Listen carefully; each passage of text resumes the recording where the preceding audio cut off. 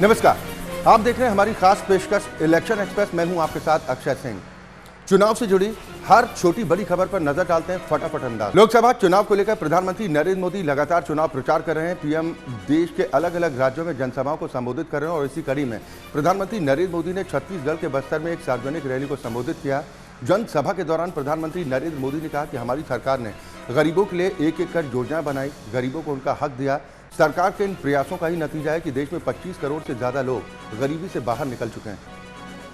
पश्चिम बंगाल में एनआईए की टीम पर हुए हमले के बाद एक चुनावी रैली में प्रधानमंत्री नरेंद्र मोदी ने टीएमसी पर जोरदार प्रहार किया।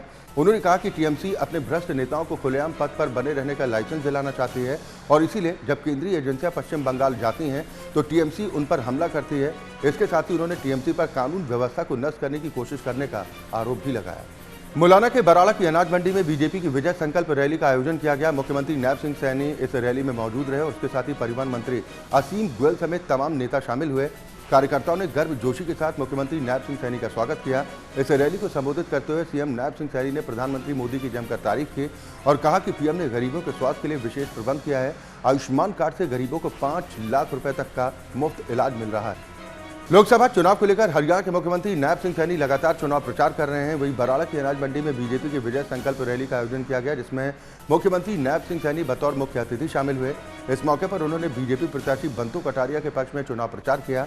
बता दें कि हरियाणा में बीजेपी ने सभी 10 सीटों पर अपने उम्मीदवारों का ऐलान कर दिया है, लेकिन कांग्रेस की तरफ से अभी तक उम्मीदवारों की घोषणा नहीं की गई। सिरसा पहुंचे हरियाणा के मुख्यमंत्री नैब सिंह सैनी ने कहा कि बीजेपी में कोई भी शामिल हो सकता है। अशोक तंवर के मन में गरीबों के लिए काम करने की भावना थी, वो अब खुलकर करेंगे। सीएम नैब सिंह सैनी ने सिरसा समेत हरियाणा की 10 सीटों पर जीत का दावा भी किया। उन्होंने कहा कि उनसे पहले पूर्व मुख्यमंत्री मनोहर लाल सिरसा के दौरे पर थे। वहीं उन्होंने ये भी कहा कि सिरसा में बीजेपी के पक्ष में माहौल दिखाई दे रहा है। साथ ही सीएम नैब सिंह सैनी ने कहा कि केंद्र सरकार के 10 साल के कार्यकाल में किसानों के हित में तमाम काम किए गए। आम आदमी पार्टी की ओर से लोकसभा कैंपेन लॉन्च कर दिया गया। इसका स्लोगन जेल का जवाब वोट से रखा गया। अरविंद केजरीवाल की गैर मौजूदगी में पहली बार यह कैंपेन लॉन्च किया गया। प्रेस कॉन्फ्रेंस कर इस कैंपेन की जानकारी दी गई। इस प्रेस कॉन्फ्रेंस में सांसद संजय सिंह, पार्टी संगठन महामंत्री संदीप पाठक, प्रदेश संयोजक गोपाल राय और पंकज गुप्ता ने इस कैंपेन को लॉन्च किया।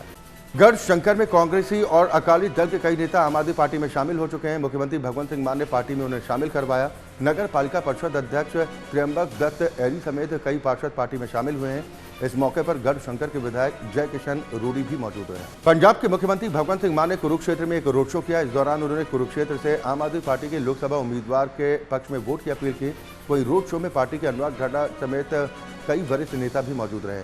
बता दें कि हरियाणा के कुरुक्षेत्र लोकसभा सीट से आम आदमी पार्टी ने सुशील गुप्ता को उम्मीदवार बनाया। लोकसभा चुनाव से पहले हरियाणा में जेजेपी को बड़ा नुकसान हुआ है। जेजेपी के प्रदेश अध्यक्ष निशांत सिंह ने पार्टी छोड़ने का ऐलान कर दिया है। उन्होंने बताया कि अब वो जल्द ही जेजेपी की प्राथमिक सदस्यता से इस्तीफा देंगे। साथ ही उन्होंने किसी अन्य दल में शामिल होने पर प्रतिक्रिया भी दी है। उन्होंने कहा कि वो किस पार्टी में जाएंगे इसका जल्द ऐलान करेंगे। वहीं अब अटकलें लगाई जा रही हैं कि निशांत सिंह बीजेपी में शामिल हो सकते हैं और जल्द ही इसका औपचारिक ऐलान वो करेंगे।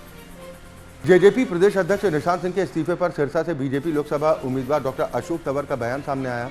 उन्होंने कहा कि अगर निशांत सिंह बीजेपी में आते हैं तो उनका स्वागत है। उन्होंने कहा कि दूसरी पार्टी के नेताओं के सामने बीजेपी के अलावा किसी और पार्टी का विकल्प नहीं है, क्योंकि बीजेपी में शामिल होने वाले नेताओं को मान सम्मान मिलता है। अमृतसर लोकसभा सीट से बीजेपी उम्मीदवार तरनजीत सिंह संधू ने अजनाला के सीमावर्ती गांव घूनेवाला स्थित घूसी बांध का दौरा किया। इस दौरान उन्होंने कहा कि मोदी सरकार का एजेंडा विकास का रहा है और यही विकास अमृतसर और अजनाला में भी किया जाएगा। दूसरी बांध पर उन्होंने किसानों से उनकी समस्याओं के बारे में भी पूछा है। उन्होंने कहा कि दूसरी बांध को मजबूत किया जाएगा। तरनजीत सिंह संधू ने कहा कि उनका मकसद लोगों की आर्थिक स्थिति में सुधार लाना है, जिससे सीमा क्षेत्र को बेहतर बनाया जा सके और सीमा पर किसानों और आम लोगों का जीवन आरामदायक हो सके। उत्तर प्रदेश के पूर्व डीजीपी विजय कुमार अपनी पत्नी के साथ उत्तर प्रदेश के उप मुख्यमंत्री ब्रजेश पाठक की मौजूदगी में भारतीय जनता पार्टी में शामिल हो गए। समाजवादी पार्टी और कांग्रेस के भी कई नेता बीजेपी में शामिल हुए हैं।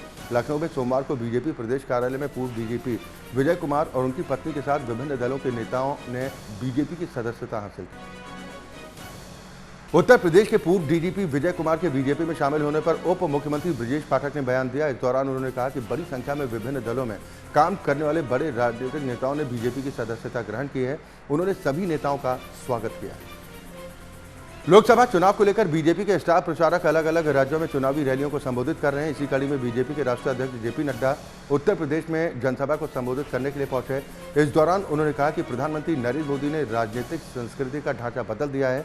लोकसभा चुनाव के लिए पहले चरण में मतदान होना है, 7 चरणों में वोटिंग होगी, जिसके बाद 4 जून को चुनाव के नतीजे सामने आए।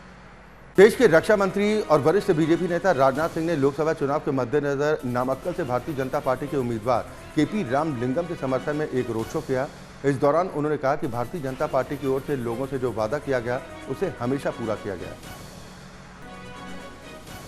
उत्तराखंड के मुख्यमंत्री पुष्कर सिंह धामी ने बागेश्वर में आयोजित चुनावी रैली को संबोधित किया। इस दौरान उन्होंने कहा कि प्रधानमंत्री नरेंद्र मोदी के नेतृत्व में देश तेज गति के साथ आगे बढ़ रहा है। उन्होंने उत्तराखंड के लिए कोई भी योजना को देने में देरी नहीं की है। वहीं उन्होंने दावा भी किया कि पीएम मोदी ने जो 400 पार का नारा दिया है, उत्तराखंड का हर व्यक्ति इसे पूरा करने में अपना योगदान देगा। लोकसभा चुनाव को लेकर भारतीय चुनाव आयोग पूरी तरह से चुनावी तैयारियों में जुटा हुआ है और इसी के चलते चुनाव आयोग लोगों को मतदान करने के लिए नए नए तरीकों से प्रेरित भी कर रहा है। इसी कड़ी में भारतीय चुनाव आयोग ने एक वीडियो ट्वीट किया है, जिसमें उन्होंने जम्मू कश्मीर के लोगों को चुनाव में बढ़ चढ़कर हिस्सा लेने के लिए प्रेरित किया। चुनाव आयोग ने लिखा कि बाहर निकलें, मतदान करें और दूसरों को भी ऐसा करने के लिए प्रेरित करें। हमारे चुनावी राजदूत बने और आइए एक साथ चुनाव का पर्व मनाएं। फरीदाबाद में 7 लाख मतदाताओं को मतदान करने के लिए प्रेरित करने को लेकर एक कार्यक्रम का आयोजन किया गया। इस कार्यक्रम में स्कूली छात्र छात्राओं को भी अपने परिजनों को मतदान करने के लिए प्रेरित करने की शपथ दिलाई गई। इसके अलावा अन्य कार्यक्रमों के माध्यम से भी लोगों को जागरूक करने का प्रयास किया जा रहा है।